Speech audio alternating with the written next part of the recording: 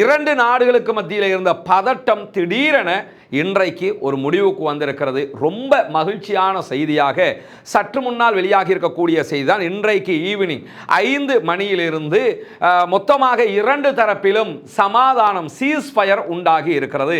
இந்தியாவும் அபிஷியலாக அறிவிச்சிட்டாங்க, நாங்கள் சமாதான உடன்படிக்கையை ஏற்றுக்கொள்கிறோம் என்று.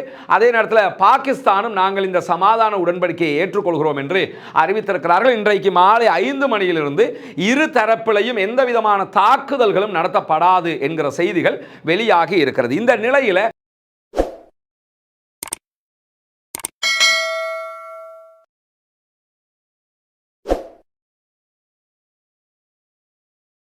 அஸ்ஸலாமு அலைக்கும் வரஹ்மத்துல்லாஹி வபரகாத்துஹு. அன்பிற்கினிய சகோதர சகோதரிகளை நம் அனைவர் மீதும் ஏக இறைவனுடைய அமைதியும் கருணையும் உண்டாகட்டுமாக என்கிற உயரிய பிரார்த்தனைகளோடு இந்தியா பாகிஸ்தான் இடையில ஒரு பதட்டமான தாக்குதல் சூழல் உருவாகி இருந்தது.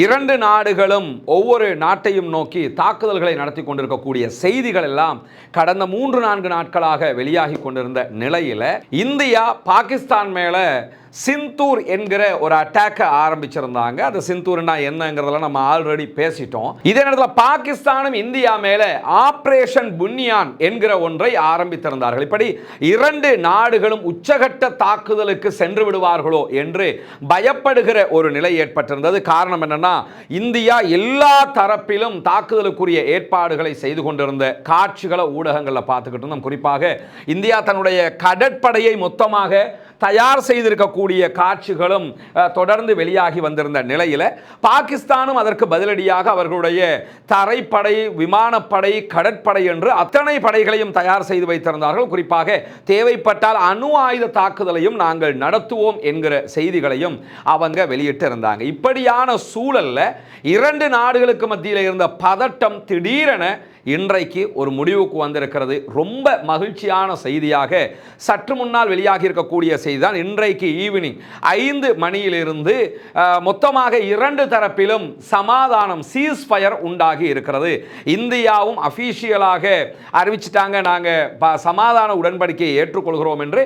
அதே நேரத்தில் பாகிஸ்தானும் நாங்கள் இந்த சமாதான உடன்படிக்கையை ஏற்றுக்கொள்கிறோம் என்று அறிவித்திருக்கிறார்கள். இன்றைக்கு மாலை 5 மணியிலிருந்து இரு தரப்பிலையும் எந்த விதமான தாக்குதல்களும் நடத்தப்படாது என்கிற செய்திகள் வெளியாகி இருக்கிறது. இந்த நிலையில் அமெரிக்க ஜனாதிபதி டொனால்ட் ட்ரம்பும் சற்று நேரத்துக்கு முன்பதாக இந்தியாவும் பாகிஸ்தானும் சமாதானத்திற்கு ஒப்புக்கொண்டிருக்கிறார்கள் என்கிற செய்திகளை அறிவிச்சிருந்தார். அமெரிக்காவினுடைய வெளியுறவு செயலராக இருக்கக்கூடிய ரூபியோவும் இந்த தகவலை உறுதிப்படுத்தி இருந்தார்.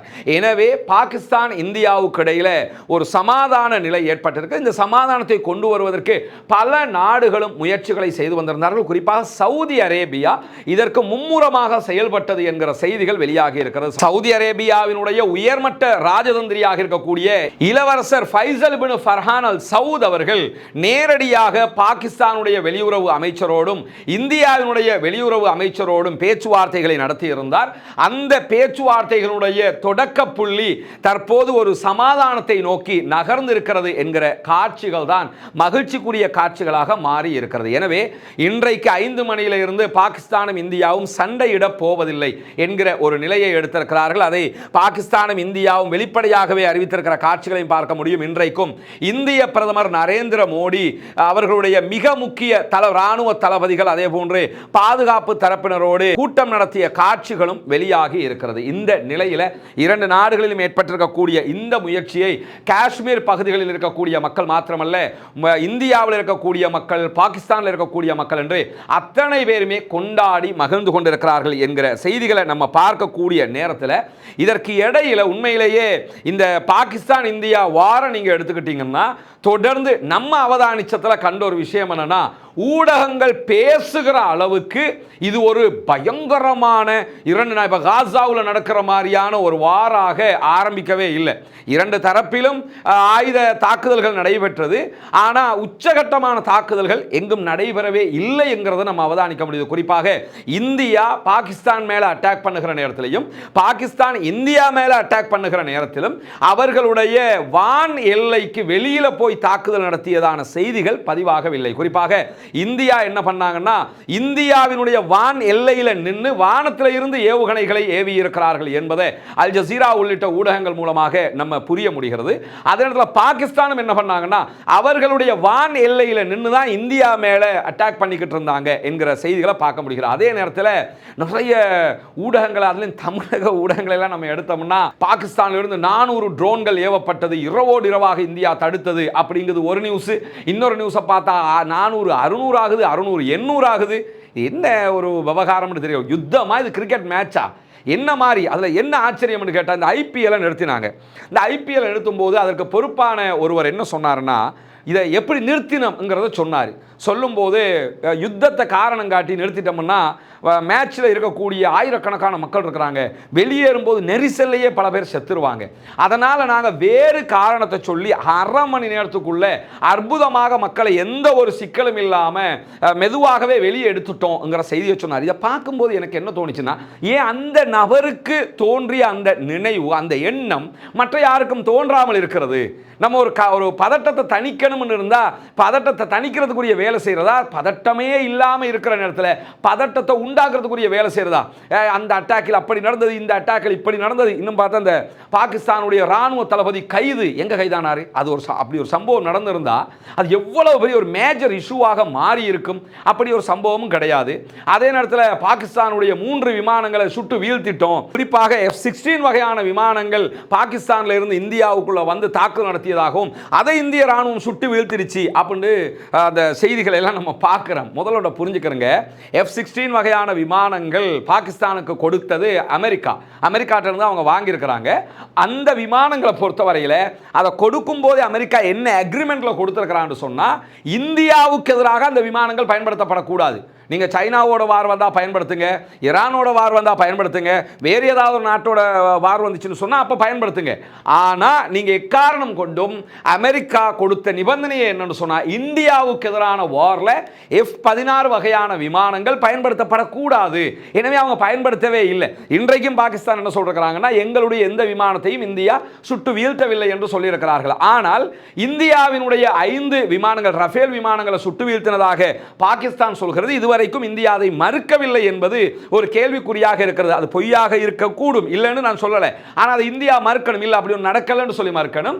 ஆனால் இந்தியா அதை மறுக்கவில்லை. ஆனால் இங்கே இருக்கக்கூடிய இன்னொரு கேள்வியும் என்னன்னு கேட்டால், பாகிஸ்தான் 5 விமானங்களை சுட்டு வீழ்த்தியதாக சொல்கிறது. ஆனால் இந்தியாவினுடைய விமானங்கள் பாகிஸ்தானுடைய வான்பரப்புக்குள் நுழையவில்லை. அவங்க இந்தியாவினுடைய வான்பரப்பில் நின்னே தான் அட்டாக் பண்ணி கொண்டிருந்தாங்கன்னும் போது எப்படி அவர்கள் சுட்டு வீழ்த்தியதாக சொல்கிறார்கள் என்கிற கேள்வியும் எழாமல் இல்லை. ஆனால் இந்த ஒட்டுமொத்த செய்திக்குள்ள நம்ம புரிய வேண்டிய ஒரு விஷயம் இருக்குது. என்னன்னு கேட்டா, 2 நாடுகளும் இருக்கக்கூடிய ஊடகங்கள் உண்மையை விட அதிகமாக பொய் சொல்கிறது என்பதை நம்ம புரிய முடியுது. பாகிஸ்தானுடைய ஊடகங்களும் தான், இந்தியாவினுடைய ஊடகங்களும் தான். இதே நேரத்தில் இந்த 400-500 ட்ரோன் அனுப்பின கதை இருக்குதா இல்லையா, அந்த கதைக்கு பாகிஸ்தானுடைய ராணுவ ஊடக பேச்சாளர் பேசும்போது என்ன சொன்னார்னா, நாங்கள் அப்படி எந்த ட்ரோன்களையும் அந்த அளவுக்கு நாங்கள் அனுப்பவே இல்லை. அப்படி அனுப்பினோம்னா உலகமே பார்க்குற மாதிரி நாங்கள் அனுப்புவோம், ரகசியமாக எல்லாம் அனுப்ப மாட்டோம்னு ஒரு கிண்டலாக ஒரு செய்தியை சொன்னார். இந்திய ஊடகங்கள் குறிப்பாக இந்த சினிமா பாணியிலிருந்து வெளியே வாங்க அப்படின்னு சொல்லி அவர் சொல்றாரு. என்னன்னா, அடிச்சோம் முடிச்சோம். சில இந்த தந்தி டிவியில் நான் ஒரு செய்தியை பார்த்தேன். என்னன்னு கேட்டால், துருக்கியினுடைய ட்ரோன்களை வைத்து தாக்குதல், துருக்கிக்கும் இந்தியாவுக்கும் இடையில் முறுகல். அப்படி எங்கேயாவது வேற செய்தியில் பார்த்தீங்களா? துருக்கியும் இந்தியாவும் நண்பர்களாக இருக்கக்கூடிய நாடுகள், எங்கேயாவது அப்படி முறுகல் ஏற்பட்டதா? துருக்கிற ட்ரோன் பாகிஸ்தானில் இருக்கலாம், இல்லைன்னு நான் சொல்ல வரல. ஆனால் இதனால் அவங்க தாக்கினாங்க, முறுகல் நிலை ஏற்பட்டது, துருக்கியுடைய ட்ரோன்களையே இவர்கள் அடித்து தூக்கி விட்டார்கள். அப்படி எந்த மாதிரி சம்பவம் நடக்கல. இதில் 2 நாடுகளும் நிஜமாக சண்டையிட்டதை விட அதிகமாக 2 நாடுகளுடைய ஊடகங்கள் சண்டையிட்டது தான் மிக உக்கிரமாக நடந்தது. அதில் இந்தியா செய்த ஒரு வேலை தான், கிட்டத்தட்ட 8000 எக்ஸ்தல பக்கங்களை முடக்குமாறு எலான் மாஸ்க் இடத்துல கேட்டிருந்தாங்க.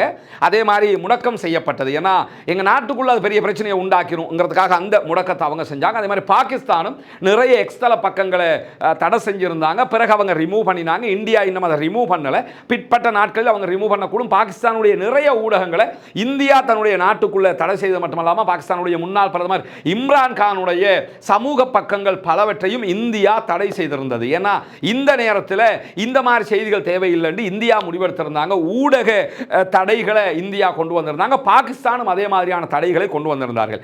ஏன்னா மக்களுக்கு மத்தியில் வேறு விதமான செய்திகள் போகக்கூடாது. அந்தந்த நாடு அவங்க பார்த்துக்கிறட்டும். ஆனால் நம்ம நாட்டுக்குள்ள அந்த குழப்பம் வந்துடக்கூடாது என்று கூட இந்தியா நினைத்திருக்கலாம். இருந்தாலும் இரண்டு நாட்டினுடைய எல்லை பகுதிகளில் தாக்குதல்கள் நடைபெற்றிருக்கிறது. அதில் சில பேர் கொல்லப்பட்டிருக்கிறார்கள். இரண்டு தரப்பிலும் மரணங்கள் ஏற்பட்டிருக்கிறது. இதுவெல்லாம் யாரும் ஏற்றுக்கொள்ள முடியாத மரணங்களாகத்தான் நம்ம பார்க்க முடிகிறது.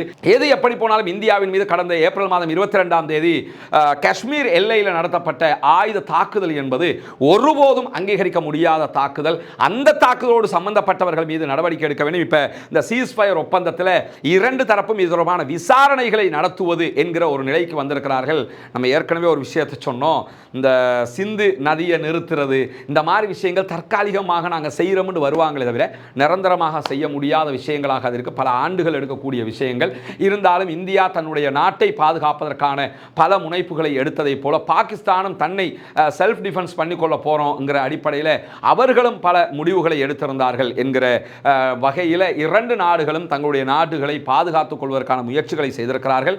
இரண்டு நாடுகளும் தற்போது சமாதானமாகிவிட்டார்கள். எனவே நாடுகள் ரெண்டுமே சமாதானமானதுக்கு பிறகு ஊடகங்கள் சண்டையிடுவதில் எந்த நியாயமும் கிடையாது. எனவே மீண்டும் மீண்டும் பொய்களை பரப்பிடாம உண்மையான செய்திகளை மாத்திரம் பரப்புங்க. இப்போ கூட நீங்க போய் பார்த்தீங்கன்னா கண்டிப்பா என்ன செய்வாங்கன்னு சொன்னா இந்தியாவிடம் அடிபணிந்தது பாகிஸ்தான் என்று இவங்க போடுவாங்க. பாகிஸ்தான் ஊடகங்களை பார்த்தோம்னா இந்தியாவை வாரி சாப்பிட்டு விட்டது பாகிஸ்தான் என்று சொல்லி எழுதுவாங்க. அந்த மாதிரி இந்த ஊடகங்கள் இதை ஊதி பெரிதாக்கி கொண்டிருக்கிறதே தவிர யதார்த்தமான நிலவரத்தின் பிரகாரம் அமெரிக்கா சவுதி அரேபியாவுடைய தலையீட்டின் பிரகாரம் இந்த சமாதான நிலை ஏற்பட்டிருக்கிறது. உண்மையிலேயே அமைதியாக இருக்க வேண்டிய இரு நாடுகள். இந்த சந்தர்ப்பம் மிக முக்கியமானது. இரு நாடுகளும் அமைதி அடைய வேண்டும். பாகிஸ்தானுடைய பலுசிஸ்தான் பகுதிகளில் பலுசிஸ்தான் தனிநாட்டு கோரிக்கை விடுக்கக்கூடிய ஒரு கூட்டத்தார் பாகிஸ்தானுக்கு எதிரான தாக்குதல்களை நடத்தி வருகிறார்கள். அந்த தாக்குதல்களை பாகிஸ்தான் தொடர்ந்து கொண்டிருக்கிறது. இந்த பலுசிஸ்தான் பகுதிகளில் தான் நமக்கு தெரியும் ஏற்கனவே ஈரானும் அத்துமீறி தாக்குதல் நடத்தி இருந்தாங்க. ஏன்னா பலுசிஸ்தான்ங்கிறது ஈரானுடைய எல்லைக்குள்ளேயும் வரும். அது என்ன ஏதுங்கிறத தனியான ஒரு வீடியோவாக நாம பார்ப்போம். எனவே மகிழ்ச்சியான செய்தி, பாகிஸ்தானும் இந்தியாவும் சமாதானத்திற்கு ஒப்புக்கொண்டிருக்கிறார்கள். இரு நாடுகளும் மீண்டும் பழையது போல அண்ணன் தம்பிகளாக மாமான் மச்சான்களாக இருநாட்டு உறவுகளையும் பகிர்ந்து கொண்டு இருவரும் பயணிக்க வேண்டும் என்பதுதான் மனிதநேயத்தை நேசிக்கக்கூடிய அத்தனை பேருடைய ஆசையவா பிரார்த்தனையாக இருக்கிற அதே நேரம் பயங்கரவாதம் இல்லாதொழிக்கப்பட வேண்டும். தீவிரவாதம் மொத்தமாக அழிக்கப்பட வேண்டும். தீவிரவாதிகளும் அழிக்கப்பட வேண்டும். அமைதியான பூவுலகு திரும்ப வேண்டும் என்கிற உயரிய பிரார்த்தனைகளோடு அடுத்தடுத்த செய்திகளையும் இந்தியா பாகிஸ்தான் தொடர்பாக விரிவாக அறிந்து கொள்வதற்கு தயாராக இருங்கள். நம்முடைய ரஸ்மின் எம்ஐஎஸ்சி நியூஸ் மற்றும் ரஸ்மின் எம்ஐஎஸ்சி டாக்ஸ் ஆகிய இரண்டு சேனல்களையும் சப்ஸ்கிரைப் செய்யாத சகோதரர்கள் சப்ஸ்கிரைப் செய்து இணைந்து கொள்ளுங்கள். வாஹ்ரதா வானா அல்ஹம்துலில்லாஹி ரப்பில் ஆலமீன்.